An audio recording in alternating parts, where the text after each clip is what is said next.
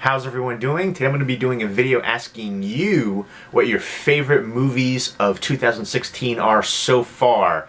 With the end of the year only a month away, I'm working on my list of my favorite movies of 2016, and I'd like your input of what your favorite movies are so far of 2016 that you'd recommend for me to check out. Now, for me personally, every year it's kind of the same. I feel like there's only a select few I can put on my list, although last year there were some big ones that I really enjoyed.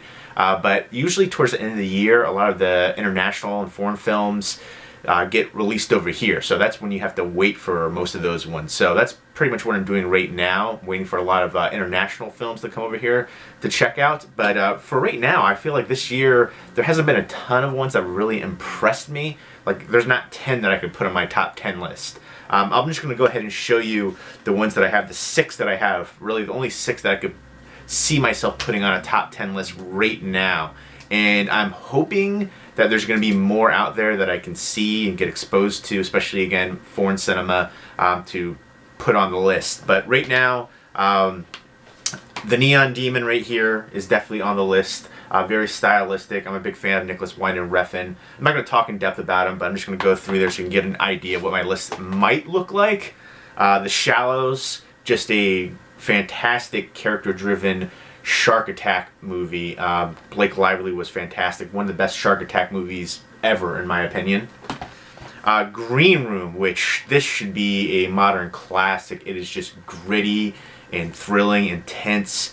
Great cast. Anton Yelchin, so sad that he passed away. Very talented young actor. This was just palpable. I don't think I've seen a movie that's really made my heart race as much as this one. And I really enjoy the director on here, Jeremy Saulnier, so can't wait to see what he does in the future. I really like Blue Ruin too. Then The Witch, which I think is a modern horror classic right here. There's been like, last year was basically the year of horror, one of the best years of horror since like the 80s to me. This is easily one of the best horror movies of the past decade or longer. Just so fantastic. I know it's not for everybody, it's dramatically paced, but it's definitely worth the payoff. To me, it has a very surreal feel to it, and again, I love the witch aspect too for horror movies, and again, fantastic, had to be on the list. Next up is one that I haven't heard anyone talk about. No exaggeration, I've not heard a single mention of this movie, and this movie was so emotionally moving, and that is Cardboard Boxer. When I first saw this, I was like, it has some well-known actors in here. Thomas Hayden Church, Terrence Howard, there's a few other recognizable people in here too, and I'm like, how is this not, if it can't be good if nobody's been talking about it. It has these star actors in it, but man was I wrong. This just blew me away. I was on the verge of tears at watching this movie. It's kind of like Lenny from Of Mice and Men, but basically living on the streets, homeless, and the way they described it on the back wasn't really a good selling point. It basically just seemed like rich kids were making homeless people fight for money, kind of like bum fights. But it's way more than that. It's a deep emotional journey for the lead character, and he does fight other bums for money, but it's just so much more. He finds this diary from a young girl, and just reading through that, and it just pulls at your heartstrings. For me, easily one of the best movies that I've seen of the year.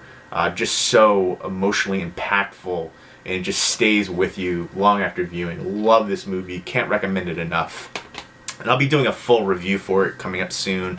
And next up is The Wailing. Right now, this is my favorite movie of the year, by far.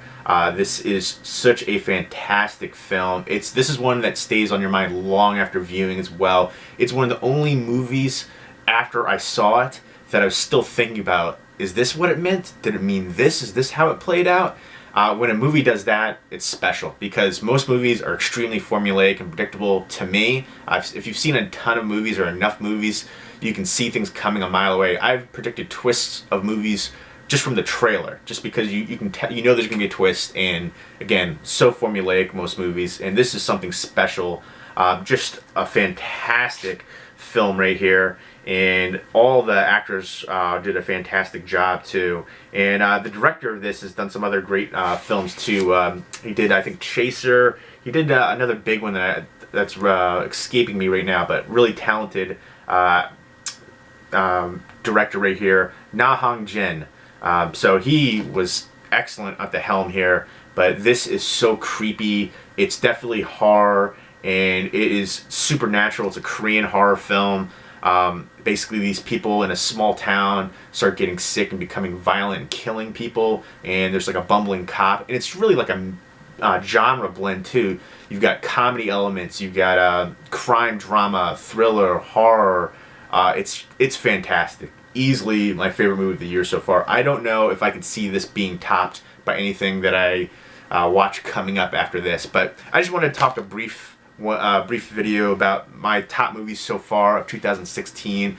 Again, I am pretty much sure that at least half, if not all of these movies are going to be on my top 10 list at the end of the year, but I'm looking forward to seeing more films that maybe should be on the list that I should check out. So if you have any recommendations for me, definitely let me know. Let me know what your favorite movies of 2016 are. Leave me a comment or video response down below. Hope everyone's doing well. Take care.